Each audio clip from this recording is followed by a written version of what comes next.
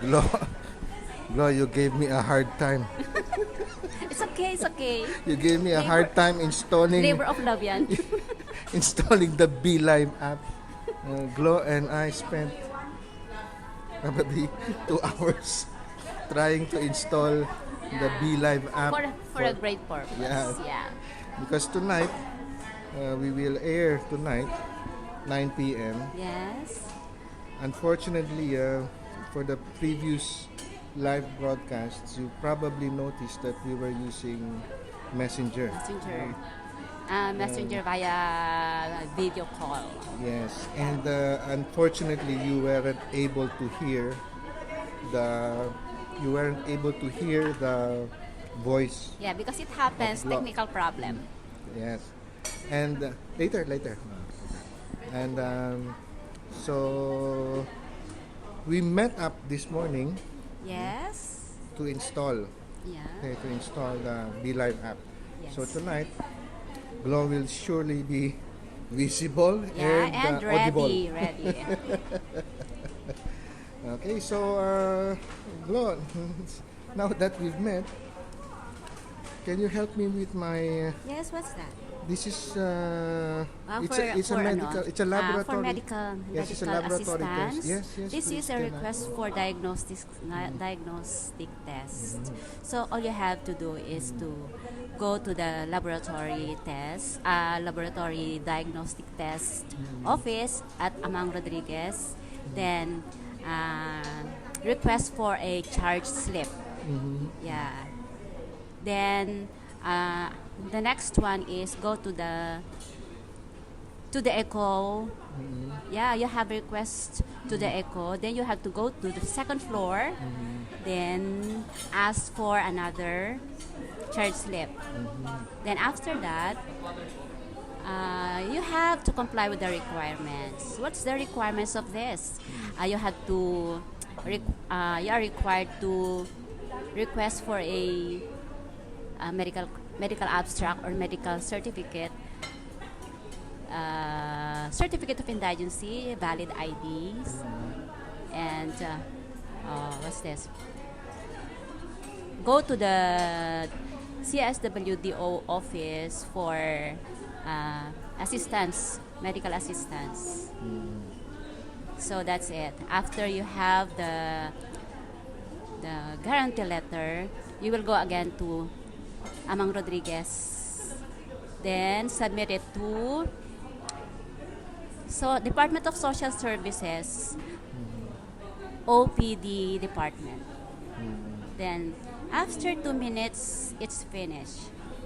Yes, that's it. Ayun. Yeah. So thank you. Because we have a priority lane being persons with disabilities.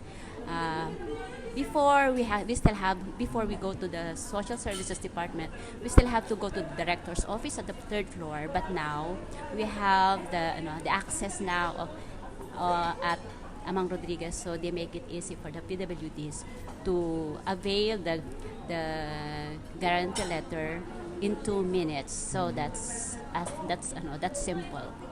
I see. Yes. Oh, thank you for Yeah. that info, for the assistance. Yes. And then another thing, though, What's Glo, that? for your I'm so help, excited. for What's me, that? I have something special for you. Wow. Okay, I'll show it to our viewers first. It's a book. Okay. It's a book.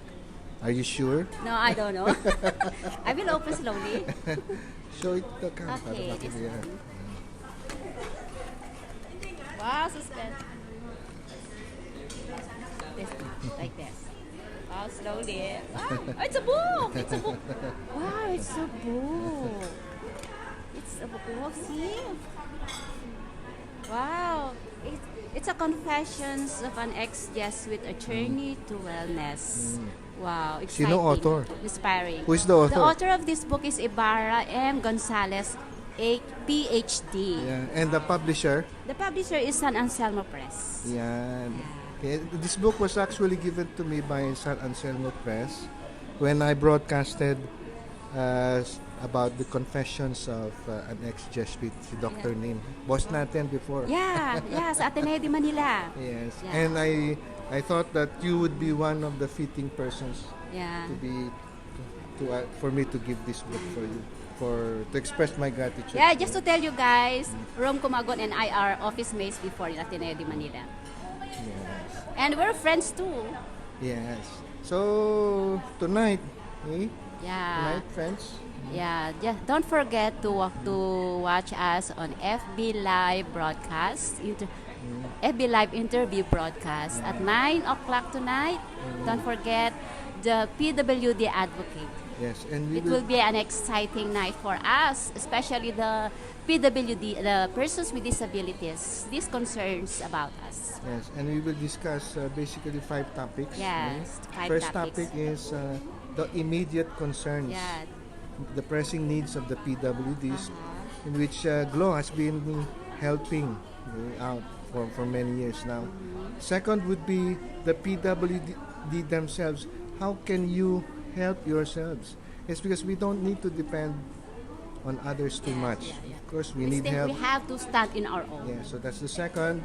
Third Third is one is how can we friends, can the friends. yeah, How can the friends? How can friends help us? Kasi friends are there. I'm sure they like to help, but they don't know how. I think that's what is happening, no? Yes, So that's one of the things. And then fourth is the businesses, private businesses, corporations, non-profit organizations. How can they help? And the fifth is how can the government improve? This is all from experience of GLOW. What does she think about these matters? So tonight, Yeah, for 9 tonight, o'clock, 9 there's a link. o'clock. There's a link. You just Yeah. click on the link. Yes. Feel free to comment.